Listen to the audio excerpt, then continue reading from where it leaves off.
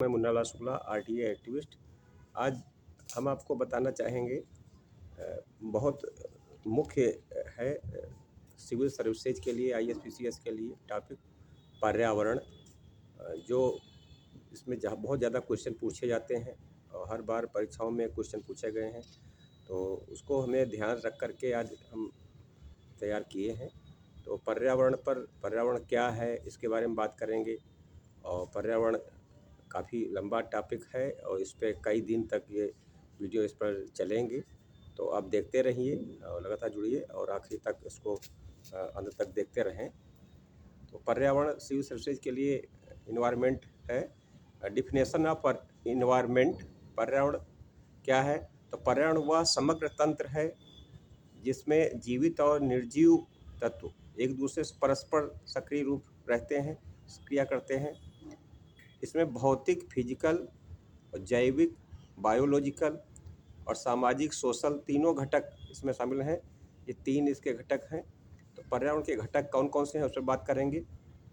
Components of the environment, तो एक है प्राकृतिक पर्यावरण, इसमें वायु, जल, मिट्टी, जलवायु, पर्वत, नदियाँ, समुद्र आदि ये शामिल होते हैं। दूसरा होता है जैविक पर्यावरण, बायोटिक इन्वायरमेंट, इसमें सभी जीव, जंतु, पौधे और मानव भी इसमें शामिल होता है। तीसरा होता है मानव निर्मित पर्यावरण, मनुष्य ने जो जो बनाया है, ह्यूमन मेड इन्वायरमेंट, शहर, इमारतें, उद्योग, सड़कें, फैक्ट्रियाँ, जो भी मनुष्य ने बनाया है, ये सब इन्वायरमेंट उसमें मानव निर्मित में आएगा। तो तो उसके बारे में बात करेंगे। भारत में पर्यावरण के लिए भारत की 70% जनसंख्या कृषि पर आधारित है, इसलिए पर्यावरण संरक्षण बहुत आवश्यक है। पर्वत और नदियाँ हमारे ये जल स्रोत हैं, कुएँ, तालाब, झीलें, ये सब जल स्रोत हैं और इनको हमें बचाना चाहिए। क्यों नदियाँ और तालाब तो सूख गए हैं, कुएँ तो सूख गए हैं, तो तालाब और कुएँ में उनका सही से क्लियर न होने के कारण उसमें पानी अभी तालाब ही नहीं होंगे। तालाब में पानी अभी बरसात है, बरसात में रहेगा, इसके बाद में सूख जाएगा। और तालाबों के बारे में तो फिर पर्वत और नदियाँ हमारे जल स्रोत हैं। वन और जैव विविधता देश की आर्थिक और सांस्कृतिक धरोहर भी है। पर्यावरण से संबंधित प्रमुख विषय क्या क्या है कि आप टॉपिक ऑफ सिविल सर्विसेज, इसमें क्या क्या आता है। जलवायु परिवर्तन, क्लाइमेट चेंज क्या क्या हो रहा है। कभी देख रहे हैं बहुत तेज़ गर्मी हो रही है, कभी ये जलवायु परिवर्तन हो रहा है, कभी तो कैसा मौसम हो रहा है, एकदम से गर्म होता है, कभी बरसात, कभी तो ये क्लाइमेट चेंज हो रहा है। इस पर चर्चा हमको अलग से फिर करेंगे एक टॉपिक पर।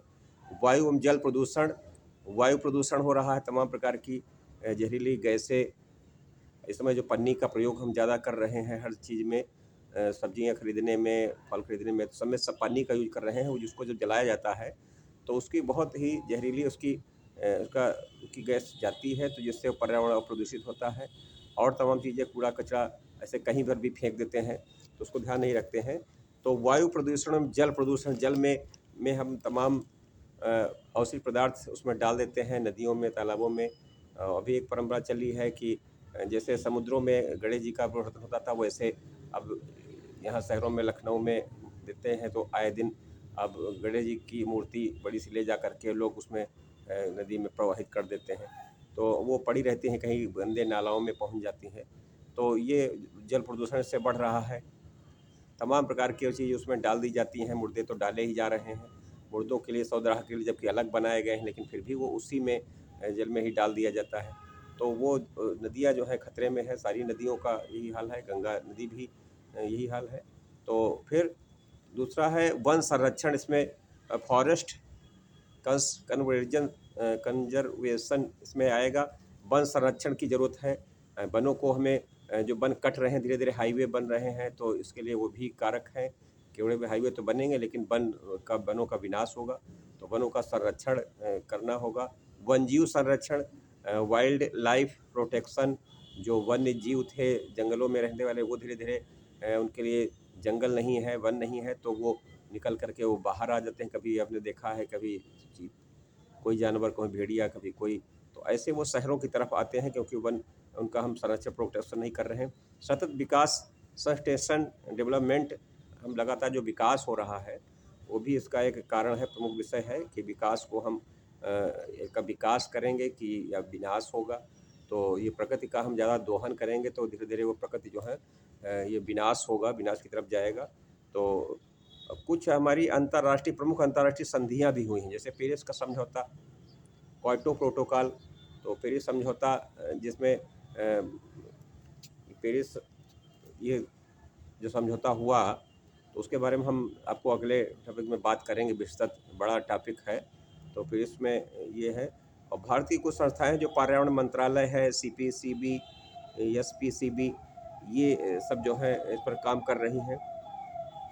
तमाम और संस्थाएं जो प्राइवेट हैं वो लोग कर रहे हैं। पर्यावरण से संबंधित संवैधानिक प्रावधान क्या क्या है?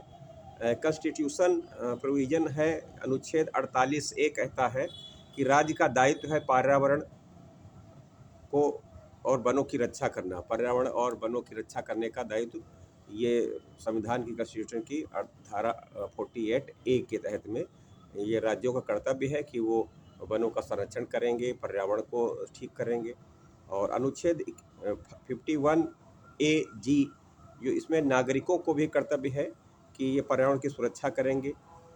खाली सरकार से के बस पे नहीं है, और हम लोग पर्यावरण की सुरक्षा करेंगे, संरक्षण करेंगे, और जगह जगह वृक्ष लगाए जाएंगे। बरसात है तो ज़्यादातर लोग वृक्ष लगाएं, तो पर्यावरण की सुरक्षा। फिर हाल की सरकारी पहल, सरकार ने इस पर रिसेंट एक्टिविटीज क्या किया है, जैसे नमामि गंगे प्रोजेक्ट चल रहा है, उस पर काम हो रहा है। स्वच्छ भारत अभियान सरकार की योजना है। राष्ट्रीय हरित अधिकरण NGT ये इसीलिए चलाई जा रही। राष्ट्रीय वानिकी नीति लाई गई है कि पर्यावरण से सही हो। तो ये निष्कर्ष फिर आगे यह है कि पर्यावरण सिर्फ परीक्षा का केवल ISPCS का विषय नहीं है, बल्कि हमारे अस्तित्व का आधार भी है।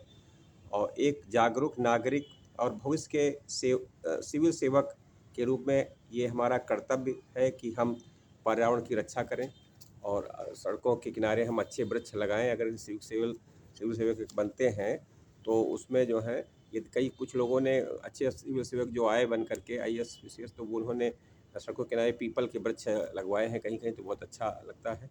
लखनऊ में भी, गोमती नगर में, कुछ जगह और जगहों में IM रोड पर पीपल के वृक्ष लगे हैं। तो अब कुछ जगह पर पीपल के वृक्ष भी लग रहे हैं। तो जो ये जागरूक होना ज़रूरी है कि पीपल का वृक्ष ऐसा है जो 24 घंटे ऑक्सीजन देता है, और ये इसलिए ऐसे वृक्ष लगाए जाएं। जो यूकेलिप्टस पेड़ लगे हुए हैं तो इनको जो ISI आगे उनको कटवाए और उनके पर रोक प्रतिबंध लगाए कि आगे न लगाए जाए। खेतों में लगातार वो लगाए जाते हैं, जिससे उनका जल पूरा ख़त्म हो जाता है। जल को वो एक यूकेलिप्टस का पेड़ 800 लीटर रोज़ उसको खींचता है पानी, और ऐसे धीरे धीरे वो जल स्रोत नीचे जा रहा है। तो ये उस पर रोक लगना चाहिए ऐसे वृक्षों पर। और पीपल, बरगद, आम, जामुन, ये नीम, इस प्रकार के पेड़ ज़्यादा से ज़्यादा लगें।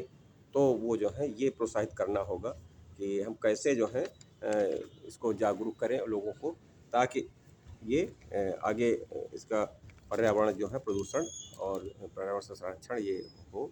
पर्यावरण के साथ में जो प्रकृति का दोहन हो रहा है, हम विकास के नाम पर जो खिलवाड़ कर रहे हैं, उसको हमें रोकना होगा। और ये हमारी सबकी नैतिक जिम्मेदारी है कि हम लोग मिल करके उस पर काम करें, तभी ये संभव है।